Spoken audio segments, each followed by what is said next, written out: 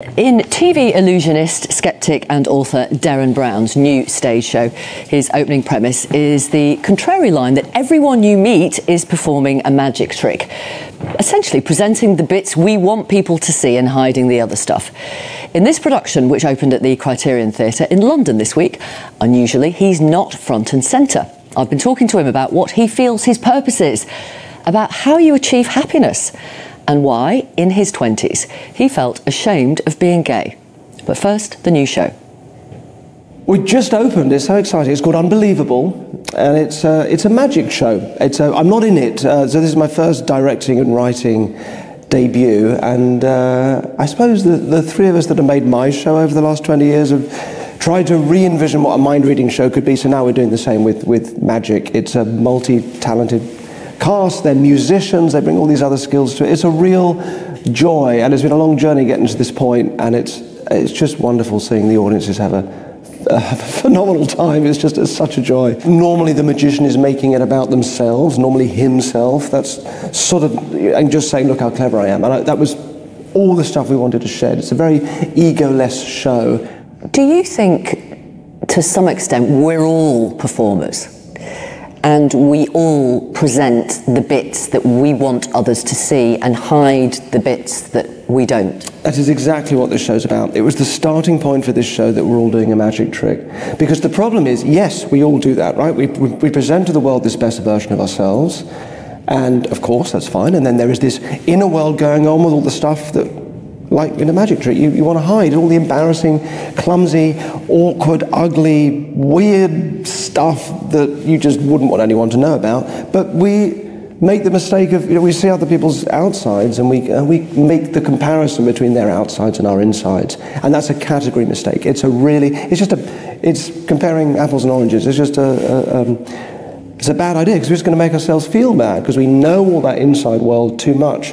And particularly in the age of Instagram and everything, which is just that writ large, this curated theatre of triumph. So, I think getting that right is important, particularly if you've grown up and you've only known that Instagram mode. It turns out that gratitude is a really helpful way out of that, being grateful for the things you have. You have spent a lot of your professional life observing other people, working out what makes them tick. What makes you tick? What's your purpose? It's a really interesting question, isn't it? And I think as you grow up, that changes. It's not, don't say this with any overweening sense of, false modesty. It certainly isn't being famous or any of that. And somewhere along the line, I think you learn that, and I've thought a lot about happiness, that the happiness really comes from a sense of meaning, and you find meaning in your life really just by finding something bigger than yourself that you can lose yourself in, whatever that is. If you try and chase it directly, it slips through your fingers. I think the rainbow is a very good image for happiness, because the closer you get to it, it just recedes. So you have to find it indirectly, and this is like therapy. This is good. I wanted to ask you, if it's okay with you, if you had your time again, would you have waited till you were 31 before you came out?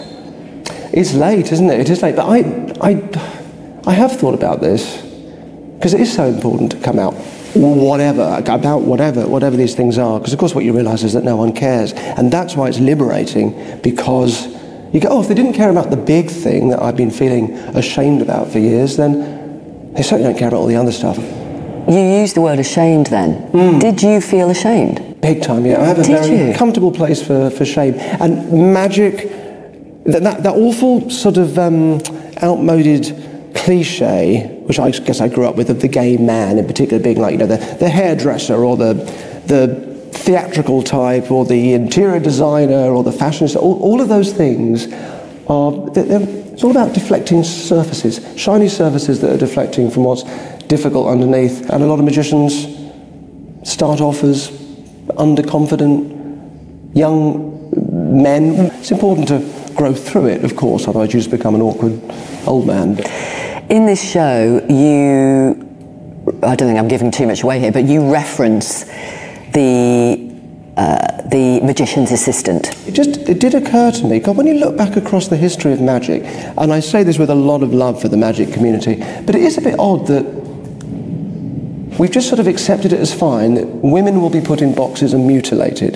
That's just kind of like, hey, that's sort of it's just a really odd thing. So we did want to sort of just highlight that, because the reality is not only is that an oddly recurring narrative, but invariably those women are doing the most extraordinary work, which is not only are they doing the work to make the trick work, but it's physically often horrendous, and they're getting injured, and because you can sort of imagine the kind of contortions they're having to go through to make these tricks work. Not getting any credit for it. You know, the guy at the end is normally taking the bow.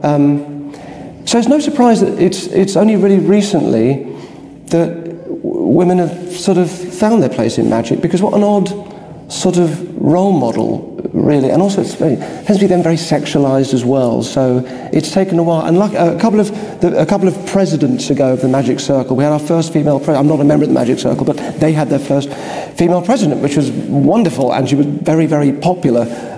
So it is all changing, but it's taken a long time, I think, for that world just to catch up. And because if you're a guy getting into magic, there's a million role models. Yeah.